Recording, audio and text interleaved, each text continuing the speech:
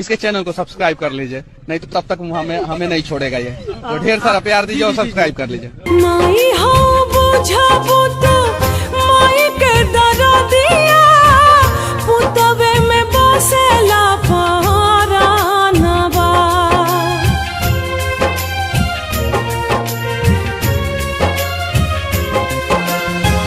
माई हो बुझाबू तो माई के दरदिया, पुतवे में बसेला परानवा। और जी करीले माई पूजिले चरणवा, जुग जुग जिए मोर लालनवा।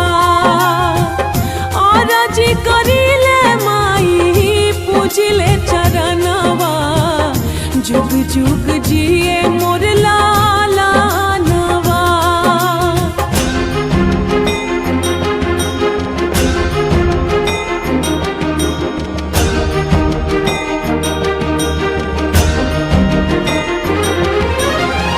रखी है माई हमार गोदिया सवार के, मांगतानिया चारा पसार के। गजबे अदालत मैया तोहरा दरबार के, खाली के लौटल न पुकार के। हमारा दुलारुआ के हमारी उमरिया, लग जाओ दीना बरदानवा।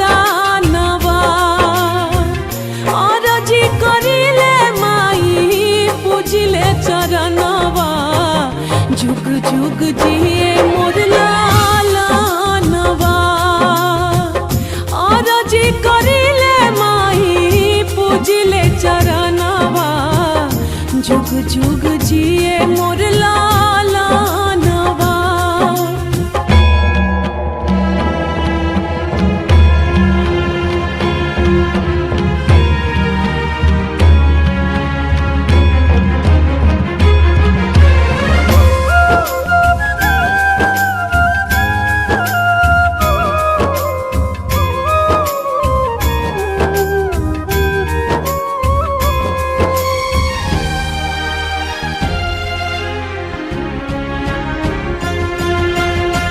माई आज ले ले बिया माई एगो ठान हो, चौखट पर दे दी तोहरा जान हो।